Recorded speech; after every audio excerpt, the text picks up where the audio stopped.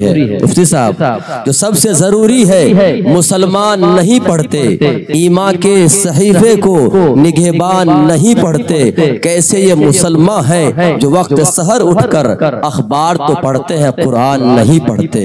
حضرات آپ سمجھ رہے ہوں گے کہ اس وقت جو حالات ہے کہ پیغمبر اعظم کے سناخہ ہم ہیں، پیغمبر اعظم کے سناخہ ہم ہیں، اسلام کی عظمت کے نگہباں ہم ہیں، سچ پوچھو تو احکام نبی سے پھر کر، اس لیے دنیا میں ذلیل و پریشاں ہم ہیں۔ آپ کے بیچ مفتی معروف راہ صاحب ندوی پور نوی آپ کے بیچ۔ السلام علیکم ورحمۃ اللہ وبرکاتہ۔ الحمدللہ رب العالمین والصلاة والسلام علی سید المرسلین وعلی آلہ واصحابہ الطاہرین، اما بعد۔ قال اللہ تبارک وتعالی فی القرآن المجید والفرقان الحمید، اعوذ باللہ من الشیطان الرجیم، بسم اللہ الرحمن الرحیم۔ اقرأ بسم ربک الذی خلق، خلق الانسان من علق، اقرأ وربک الاکرم الذی علم بالقلم۔ وقال اللہ تبارک وتعالی شہر رمضان الذی انزل فیہ القرآن ہدی للناس وبینات من الہدی والفرقان، صدق اللہ العظیم۔ بزرگوں، دینی ایمانی بھائیوں، عزت دار ماؤں بہنوں، اللہ تعالیٰ کا بڑا فضل کہ اللہ تعالیٰ نے ہمیں مسلمان بنایا اور ہم پر بڑا لطف و کرم فرمایا کہ اپنے محبوب نبی جن کے صدقے اللہ تعالیٰ نے دونوں جہان کو پیدا کیا، ہمیں اس نبی کی امت میں پیدا فرمایا، اور اللہ کے خاص کرم کی وجہ کہ آج اللہ تعالیٰ نے ہمیں اور آپ کو دینی مجلس میں اتنی دیر تک یہاں بیٹھنے کی توفیق عطا فرمائی۔ نور الاسلام اکیڈمی، جس کے بینر تلے آج کا یہ انعامی ثقافتی تہذیبی سالانہ پروگرام بعنوان تعلیمی بیداری۔ بزرگوں، بہت لمبی چوڑی گفتگو نہیں کرنی ہے، سال پورے ہونے کو ہیں اور کل ممکن ہو کہ چاند نظر آ جائے تو تراویح بھی ہونے لگے گی۔ دو چار باتیں بیش بہا قیمتی آپ سے کرنی ہیں، بغور سماعت کریں گے انشاءاللہ۔ ہاتھ اٹھا کے وعدہ کرتے ہیں انشاءاللہ۔ انشاءاللہ۔ ایک گزارش میری آپ سب سے ہے، جو لوگ ذمہ دار ہیں وہ ذرا سا آگے کی جگہ پر کر لیں۔ آجا بھائی، آگے آجا، آگے آ جائیں گے تو انشاءاللہ بڑا اچھا لگے گا۔ حرکت میں برکت ہے۔ پورنیا سے ہمارے بیچ آئے ہیں، مسافر ہے ماشاءاللہ۔ آجا بھائی، جو لوگ پیچھے کرسیاں خالی پڑی ہے آگے آ جائیں، حرکت میں برکت ہے، اکڑ میں پکڑ ہے۔ بزرگوں، حالات بہت اچھے نہیں ہیں، حالات کے ماتھے کی شکنیں اس بات کی طرف غمازی کر رہی ہیں۔ ہم سب کو گویا حالات کی طرف سے یہ بات بتلانے کی کوشش ہو رہی ہے کہ مسلمانوں، وقت ہے جاگ جاؤ۔ اگر وقت رہتے ہوئے آنکھیں نہیں کھلی تو تم کہیں کے نہیں رہو گے، تمہیں صفحہ ہستی سے مٹا دیا جائے گا، تمہاری تاریخ ختم کر دی جائے گی۔ اس کے تناظر میں دو باتیں آپ سے کروں گا۔ ایک بات، ہماری قوم میں سب سے بڑی برائی اگر کوئی ہے تو وہ جہالت۔ چاہے کہ آج کے اس زمانے میں تعلیمی ادارے جگہ جگہ قائم ہوئے ہیں، مدرسوں کی تعداد بھی بڑی ہے، کوچنگ سینٹروں کی تعداد بھی بڑی ہے، کانوینٹ اور اسلامک اکیڈمی کے نام سے چلنے والے ادارے بھی بہت زیادہ ہوئے ہیں، لیکن اس کے باوجود تعلیمی فقدان سب سے زیادہ نظر آتا۔ تعلیمی پسماندگی کے سب سے زیادہ اگر کوئی قوم شکار ہے تو وہ مسلم قوم ہے۔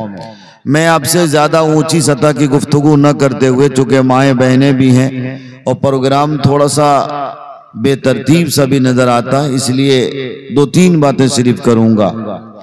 یاد رکھیے، جو قوم نہیں پڑھتی ہے اس قوم کو اللہ تعالیٰ اس زمین پہ گاڑ دیتے ہیں، اس قوم کو اللہ تعالیٰ کی کوئی ضرورت نہیں جو قوم آگے پڑھائی کے لیے نہیں آتی ہے۔ ہم میں سے زیادہ تر لوگ ایسے ہیں جو خود پڑھے لکھے نہیں اور نہ اپنے بچوں کو پڑھانے کی چنتا اور فکر ہے۔ اچھی طرح جان لیجئے، جب تک آپ کے بچے پڑھیں گے نہیں تب تک وہ غلط اور صحیح کو پہچانیں گے نہیں۔ آپ کہیں گے کہ کل یعنی کہ پرانے زمانے کے لوگ تو اتنے پڑھے لکھے نہیں ہوتے، جب وہ کیسے ایک دوسروں کی عزت اور ایک دوسروں کا احترام جانتے۔ اس وقت کا معاملہ یہ تھا کہ اس وقت تہذیب اس وقت تک زندہ تھی۔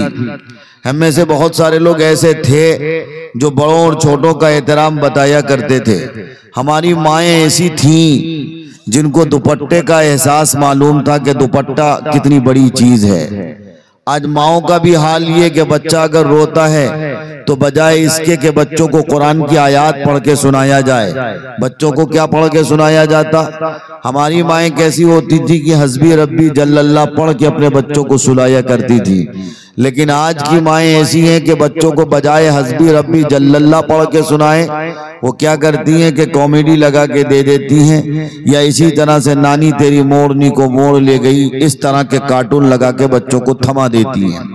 یہی وجہ کہ بچہ جب بڑا ہوتا ہے تو کارٹون بنتا ہے، پر یہ کہ وہ بچہ ایک اچھا لڑکا جو ماں کا فرما بردار بھی ہو، باپ کا فرما بردار بھی ہو، سماج کو بہتر دشا میں لے جانے کی چھمتا بھی ہو، اللہ تعالیٰ کے احکامات کے مطابق زندگی گزارنے والا بھی ہو، ایسا لڑکا نہیں ہو پاتا۔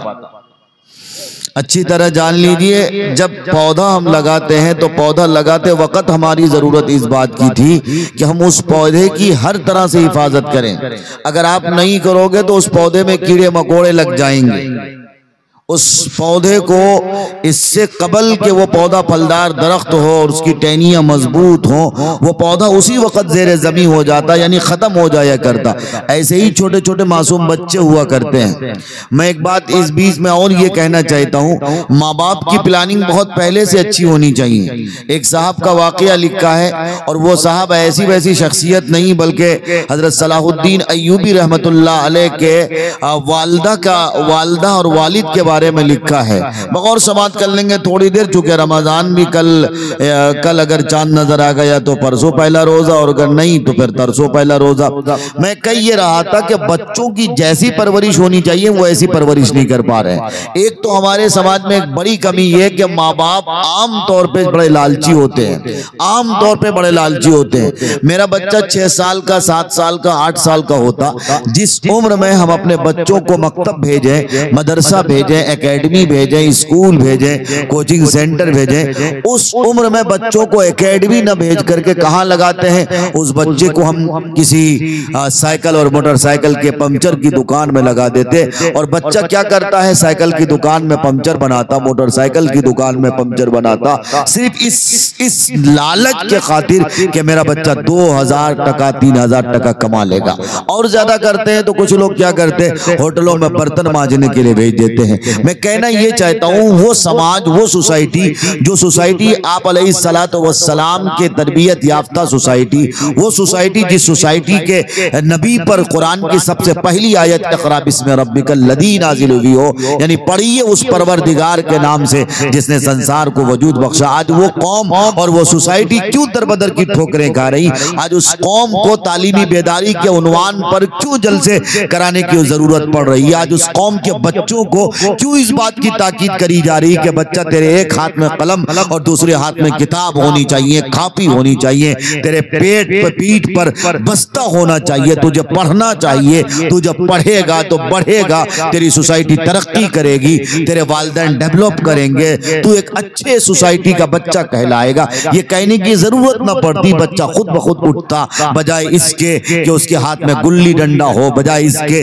کہ اس کے ہاتھ میں گیند بلہ ہو، بچہ اٹھتے ہی سب سے پہلے اپنے آپ کو مکتب کے حوالے کرتا، پھر جب مکتب کی تعلیم پوری ہو جاتی یعنی قرآن پڑھ لیتا، اور اس کے بعد یہ کہ نماز کے واجبات اور فرائض اور اس کی سنتوں کا علم جب اس بچے کو ہو جاتا تو وہ بچہ اپنے آپ کو کسی کوچنگ سینٹر کے یا کسی اسکول کے یا کسی انسٹیٹیوٹ کے حوالے کر دیتا۔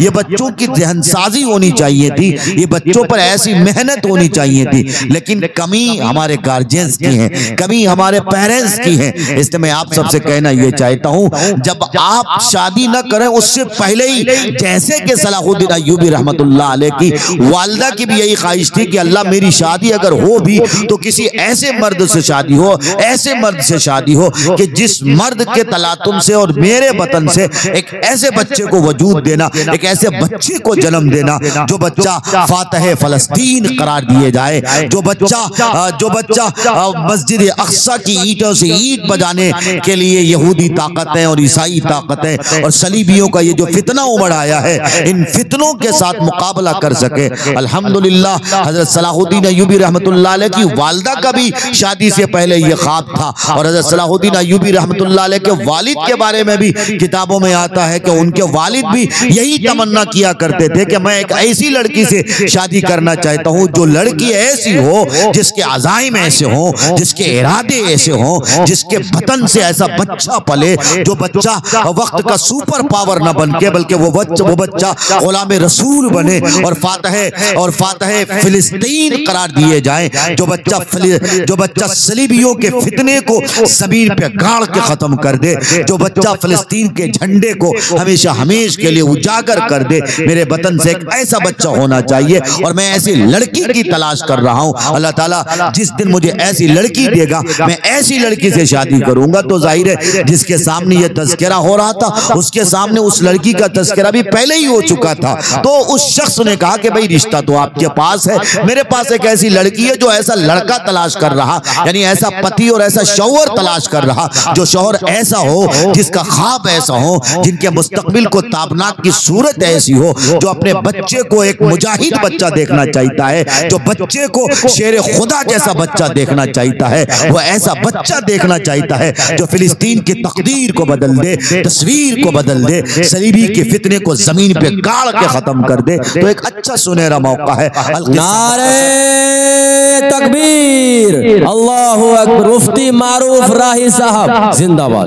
میرے بھائیو، کہنے کا مطلب یہ کہ ماں ابھی ماں نہیں بنی ہے، شادی نہیں ہوئی ہے، شادی سے پہلے دیکھو پلاننگ ہو رہی ہے۔ آج کی ہماری بچیاں شادی سے پہلے ان کی کیا پلاننگ ہوتی ہے؟ اس کی پلاننگ تو بس یہ ہوتی کہ اچھے کپڑے ہو جائیں اور فلاں ہو جائے، ٹھکاں ہو جائیں، عید آئے تو طرح طرح کے جوڑے ہو جائیں، اور شادی سے پہلے کی پلاننگ میں سے بہت ساری پلاننگ ایسی بھی ہوتی ہے، ہمارے ساتھ یہ لڑکے ہو جاتا، وہ لڑکے ہو جاتا، اس سے میری بات چیت ہو جاتی، وہ میرا بوائے فرینڈ ہو جاتا۔ اور لڑکوں کی بھی پلاننگ اچھی نہیں ہوتی ہے، بلکہ ان کی بھی پلاننگ کچھ ایسے ہی ہوا کرتی ہے کہ فلاں لڑکی سے شادی ہو جاتی جو بڑے باپ کی بیٹی ہے، جس کے پاس اچھی دولت ہے، جس کو اچھی خوبصورتی دی گئی ہے۔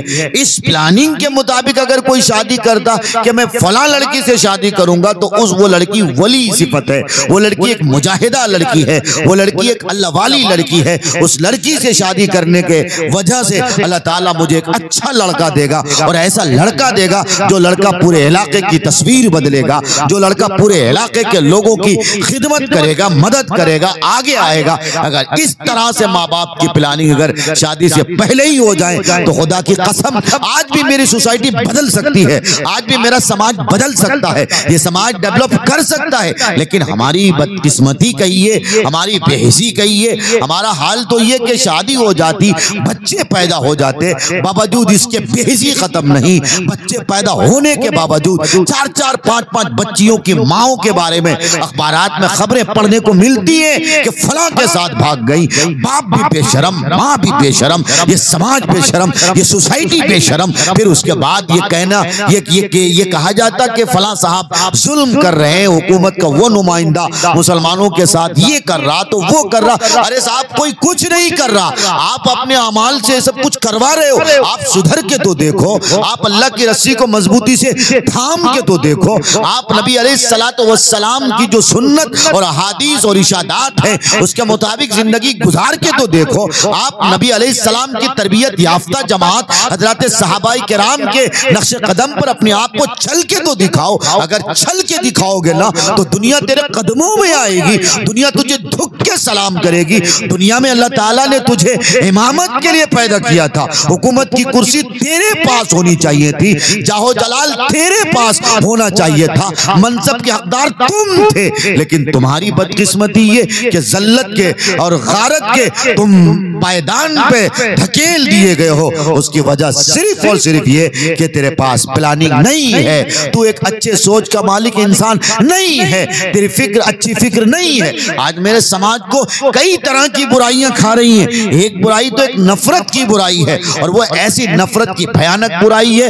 ہندو مسلم کا رشتہ بعد میں کرو, ہندو مسلم میں تو الحمدللہ آج بھی بہت زیادہ محبت ہے. میں یہ دعوے کے ساتھ کہہ رہا ہوں, ہندو مسلموں میں آج بھی بہت زیادہ محبت ہے. ایک آدھ لوگ اگر نفرتی لوگ ہیں, میں ان کی بات نہیں کر رہا. اکثریت میں ہندو بھائیوں کا معاملہ یہ کہ وہ مسلمانوں سے گنگا جمنی تہذیب اور ہندوستان کی جو خوبصورتی ہے, ہندوستان کی یکتا اکھنڈتا, ہندوستان کے سبھیتا, ہندوستان کی سنسکریتی, اس کا خیال وہ رکھتے ہیں. لیکن مسلمانوں میں سے آپ دیکھ لو, مسلمانوں میں کتنے فرقے ہیں. مسلمانوں میں کوئی اپنے آپ کو بریلوی کہتا ہے, کوئی اپنے آپ کو دیوبندی کہتا ہے, کوئی اپنے آپ کو غیر مقلد کہتا ہے, کوئی معراجی کہلاتا, کوئی جماعت اسلامی کہتا. ارے حد تو یہ ہو گئی. ٹھیک ہے, تجھے تیرا مسلک مبارک, مجھے میرا مسلک مبارک, تمہیں تیرا مسلک مبارک, لیکن بے شرمی کی اور بے حسی کی اور بدتمیزی کی اور شرارت کی حد ختم تو جب ہوتی ہے جب ایک بریلوی مولوی کسی دیوبندی کو کافر کہتا ہے,